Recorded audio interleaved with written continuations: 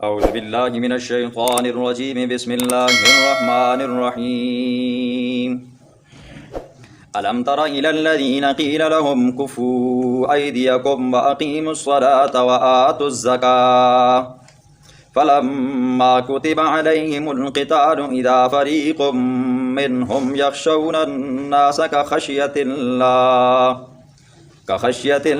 أو أشد خشية وقالوا ربنا لم كتبت علينا القتال لولا أخرتنا إلى أجل قريب قل متاع الدنيا قليل والآخرة خير لمن اتقى ولا تظلمون فتيلا أينما تكونوا يدرككم الموت ولو كنتم في بروج مشيدة وإن تصبهم حسنة يقولوا هذه من عند الله وإن تصبهم سيئة يقولوا هذه من عندك قل كل من عند الله فما لهؤلاء القوم لا يكادون يفقهون حديثا صدق اللہ العظیم۔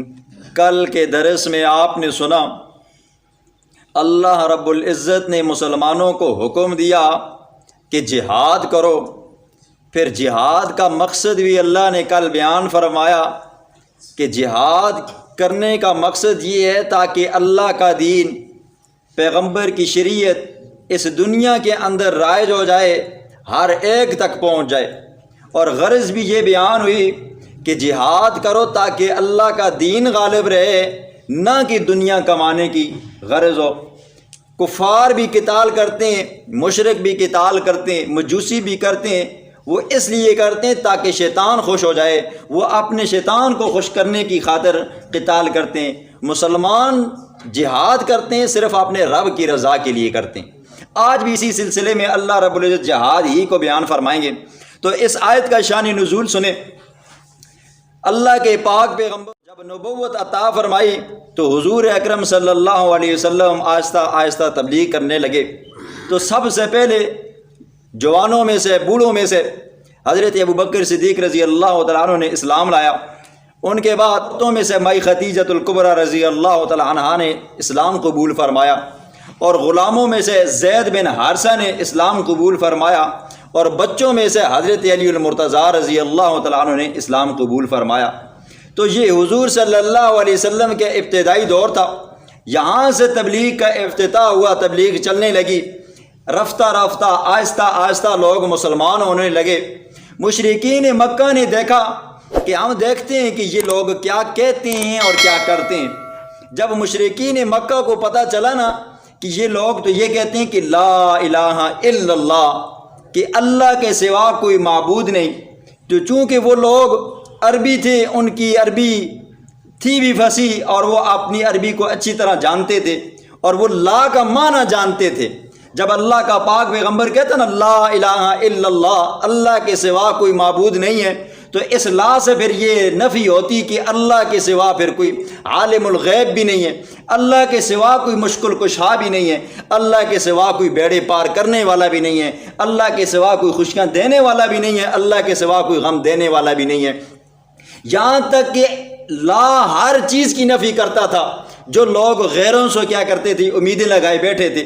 تو مشرکین مکہ نے جب دیکھا نا جی یہ پیغمبر تو صرف ایک جملے سے ہمارے سارے الہوں کی کیا کرتا ہے جی، نفی کرتا ہے، تو قرآن کہتا ہے نا جب انہیں کہا جاتا نا انہم اذا قیل لهم لا الہ الا اللہ یستکبرون، کہ لا الہ الا اللہ، اللہ کے سوا کوئی مشکل کشا نہیں ہے، کوئی حاجت روا نہیں ہے جو بندے کے دکھوں کو، سکھوں کو، پریشانیوں کو سنے اور ان دکھوں، دردوں، مرضوں سے اس بندے کو نجات دے، یہ اللہ کے سوا کوئی نہیں ہے۔ تو وہ کیا کرتے جی، یستکبرون، تکبر کرتے، وہ کہتے ایسا بھی ہو سکتا ہے۔ اور وہ تو یہ بھی کہتے اجعل الآلہۃ الہا واحدہ، یہ کیسا پیغمبر ہے، یہ کیسا بندہ ہے جس نے ہمارے 360 بتوں کو، 360 خداؤں کو ایک خدا بنا ڈالا جی. یہ کہتا ہے کہ ایک خدا سارے کام کرتا ہے اور ہمارے خدا کام نہیں کرتے. اسی طرح قرآن یہ بھی کہتا ہے کہ جب ان کے سامنے یہ تبلیغ کی جاتی نا، وہ کہتے ہیں ان ھذا لشیء عجاب، بڑی عجیب گل کرنا ہے جی، جڑے خدا 360 کا کام نہیں کرتے ایک ذات کم کر کے دی ہے. تو ان کو یہ بات بڑی عجیب لگتی تھی. جب اللہ کا پاک پیغمبر کہتا نا جی صرف اللہ سے سب کچھ ہونے کا یقین، مخلوق سے کچھ نہ ہونے کا یقین، تو وہ اس بات کے اندر آ کر اڑ جاتے اور ڈٹ جاتے، اور یہاں تک کہ اللہ کے پاک پیغمبر کو کہتے انک لمجنون، تو کیا ہے جی دیوانہ ہے جی، ھذا ساحر کذاب، یہ تو کیا جی بڑا جادوگر ہے، بڑا جھوٹا ہے. حضور صلی اللہ علیہ وسلم کو ہر طرح کا طعنہ دیا جاتا، شاعر کہا جاتا، ساحر کہا جاتا، جادوگر کہا جاتا، جھوٹا کہا جاتا، حتیٰ کہ جو ان کے پاس الفاظ ہوتے حضور صلی اللہ علیہ وسلم کی شان میں وہ کہتے. اور مسلمانوں کو جو اکا دکا مسلمان ہوتے ہیں انہیں طرح طرح کی ایذائیں پہنچائی جاتی، کسی کو انگاروں پہ لٹایا جاتا، کسی کو اور ان کی تپتی ہوئی ریت کے اوپر لٹایا جاتا. جن لوگوں نے دیکھی ہے نا یورپ کی سختی اور گرمی، تو اس کے اوپر ان کو باندھ کر لٹا دیتے تھے جی، اور پھر سارا دن ان کے اوپر دھوپ لگتی. کسی کو انگاروں پہ لٹایا جاتا، کسی کو دریوں کے اندر، قالینوں کے اندر لپیٹ کر کے دھواں ان کو دیا جاتا ہے جی، حتیٰ کہ طرح طرح کے مظالم کیے جاتے.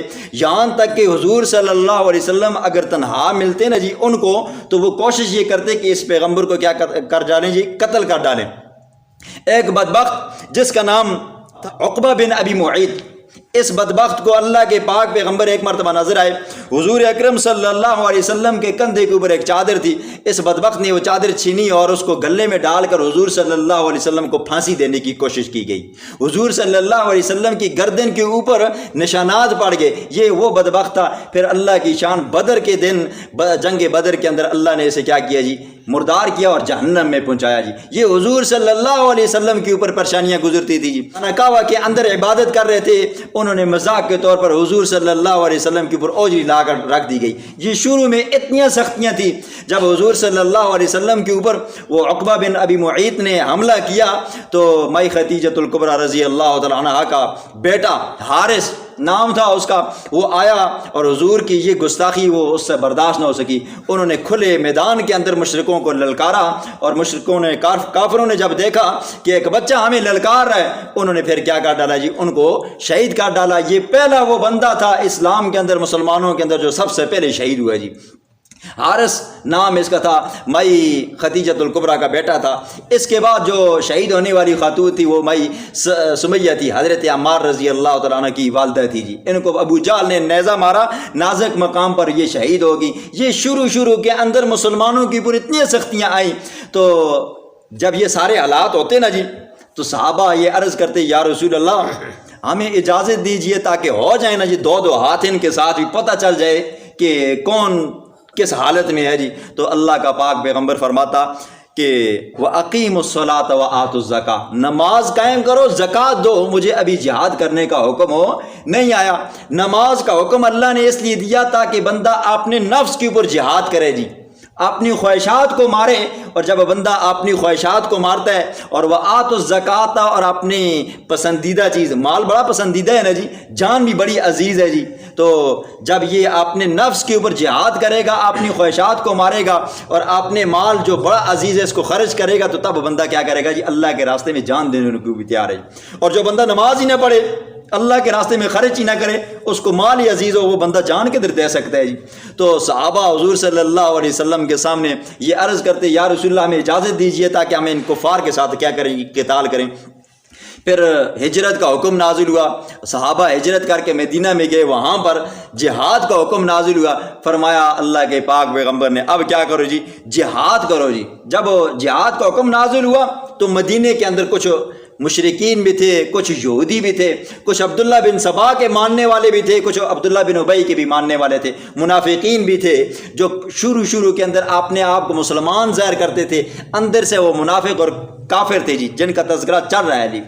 جب ان کے سامنے حکم نازل ہوا نا جی کہ جہاد کرو نا، تو وہ کہنے لگے لولا اخرتنا الی اجل قریب، اے اللہ جی آپ نے تھوڑی سی ہمیں مہلت کیوں نہیں دی ہے جی، تاکہ ہم کیا ہو جاتے جی، اپنی دیکھ بھال کر لیتے، اپنے آپ کو سمیٹ لیتے. قل متاع الدنیا قلیل، میرے پاک پیغمبر فرما دیجئے یہ دنیا کا نفع بڑا تھوڑا ہے جی. آپ چاہتے ہو نا جی ہمیں تھوڑی سی مہلت دی جاتی، کتنی مہلت دی جاتی جی؟ سال، 2 سال، 5 سال، 10 سال، ایک نہ ایک دن تو کیا ہے جی مرنا ہے. فرمایا یہ دنیا کے نفع کے لیے تم زندگی مانگتے ہو، حالانکہ والآخرۃ خیر لمن اتقی، آخرت کی زندگی تو کیا ہے جی ہمیشہ والی ہے، اور آخرت ہمیشہ اس بندے کی ہے جو اللہ سے ڈرتا ہے جی. دیکھیں جی دنیا کی نعمتوں کو آخرت کے مقابلے میں اللہ نے فرمایا قلیل، تھوڑی ہے جی. دنیا کی نعمت جو ہوتی ہے بندے کو ملتی ہے، لیکن ساتھ میں پریشانیاں بھی بندے کو ملتی ہیں. اس کے مقابلے میں آخرت کی نعمتیں ملنے کی بندہ خوش ہوگا جی. دنیا کی نعمت کے ملنے کے اندر بندے کو یقین نہیں ہوتا جی کہ آج ملتی ہے یا نہیں ملتی ہے جی. ہو سکتا ہے مل جائے، ہو سکتا ہے کہ نہ ملے، لیکن آخرت کی جو نعمتیں وہ ہمیشہ کے لیے اور یقینی ہیں. دنیا کی نعمت کیا ہے جی فنا ہونے والی ہے، ایک نہ ایک دن اس نے ختم ہونا ہے، لیکن اس کے مقابلے میں جنت کی نعمتیں، آخرت کی نعمتیں، ان پر کبھی فنا نہیں ہوگی. فرمایا کہ دنیا کی نعمتیں بڑی قلیل ہیں، لیکن والآخرۃ خیر لمن اتقی، آخرت بہتر ہے اس بندے کے لیے جو اللہ سے ڈرتا ہے. ولا تظلمون فتیلا، اس بندے کے اوپر کھجور کے درمیان میں جو کمزور سا دھاگا ہوتا ہے اتنا سے بھی ظلم نہیں کیا جائے گا. اینما تکونوا یدرککم الموت، تم کیوں جہاد سے انکار کرتے ہو؟ تم کیوں کہتے ہو کہ ہمیں تھوڑی ڈھیل دی جائے تاکہ ہمیں مرے نہیں، ہماری جانیں نہ جائیں؟ تو اللہ فرماتے ہیں اینما تکونوا یدرککم الموت، تم جہاں کہیں بھی ہوگے، چونا گچ کیے ہوئے محلوں کے اندر، سیمنٹ سے لیپے ہوئے گھروں کے اندر، کیچڑ سے لیپے ہوئے گھروں کے اندر اگر چھپ کر بھی بیٹھو نا تب بھی تمہیں کیا ہو جائے گی، وہاں پر بھی موت پہنچے گی.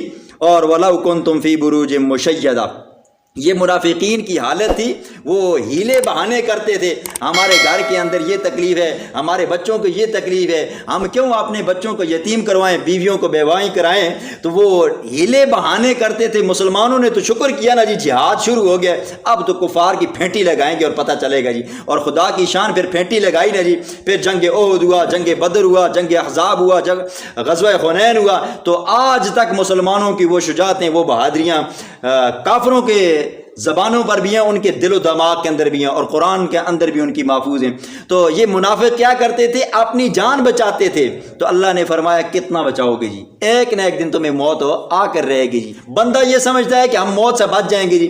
بچہ ماں کے پیٹ کے اندر ہے جی، لیکن اسرائیل وہاں پر بھی پہنچ جاتا ہے، نہ ماں کو پتہ ہے، نہ باپ کو پتہ ہے، نہ گھر والوں کو پتہ ہے، بچہ ماں کے پیٹ کے اندر مرا ہوا ہے جی.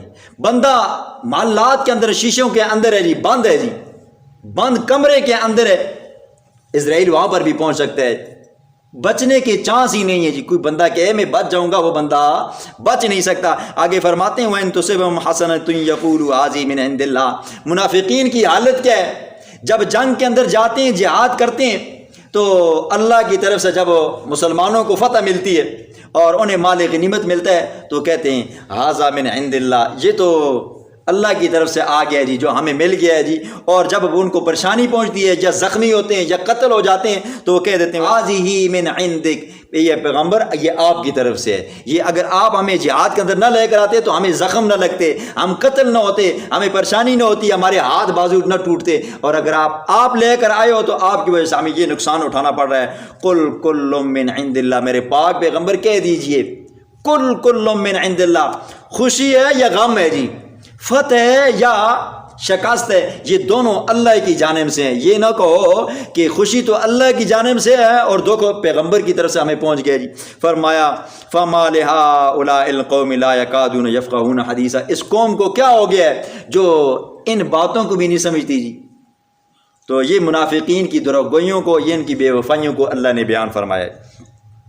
بسم اللہ الرحمن الرحیم. الم تر الی الذین قیل لهم، کیا آپ نے نہیں دیکھا ان لوگوں کی طرف قیل لهم، جب کہا جاتا ہے ان کے لیے کفو ایدیکم، روکو اپنے ہاتھوں کو، واقیموا الصلاۃ، نماز قائم کرو، وآتوا الزکاۃ، زکوٰۃ ادا کرو.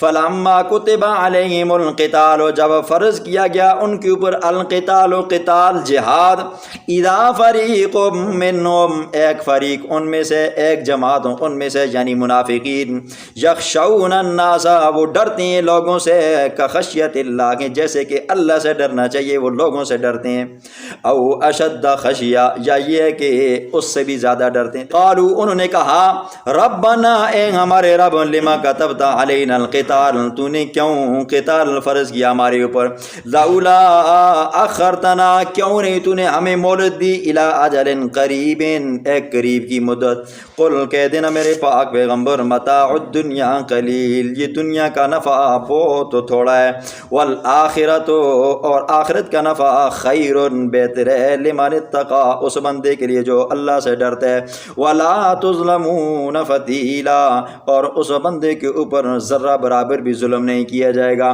اینما تکونوا جہاں کہیں بھی تم ہوگے یدرککم الموت پالے گی تمہیں موت، ولو کنتم فی بروج مشیدہ اگرچہ تم مضبوط محلوں ہی کے اندر کیوں نہ ہو، وَإِن تُصِبْهُمْ اور اگر پہنچتی ہے ان کو حسناتن کوئی کامیابی مال غنیمت، یقولو وہ کہتے ہیں ھذا من عند اللہ یہ تو اللہ کی جانب سے اتفاقاً ایسا ہو گیا ہے، ہمیں کیا مل گئی ہے، فتح مل گئی ہے، کامیابی مل گئی ہے، وَإِن تُصِبْهُمْ اور اگر پہنچتی ہے ان کو سیئۃ کوئی مصیبت موت پہنچتی ہے قتل پہنچتا ہے یا زخمی ہوتے ہیں، یقولو کہتے ہیں ھذی من عندک اے پیغمبر یہ تو تیری طرف سے ہمیں مصیبت پہنچی ہے، اگر تو نہ لے کر آتا تو ہمیں یہ پریشانی نہ ہوتی، قل کل من عند اللہ کل کہہ دینا میرے پاک پیغمبر یہ دونوں چیزیں خوشی ہے یا غم ہے، فتح ہے یا مصیبت ہے، یہ دونوں اللہ کی جانب سے ہیں، فما لہؤلاء القوم ان لوگوں کو لا یکادون یفقہون حدیثا وہ بات نہیں سمجھتے۔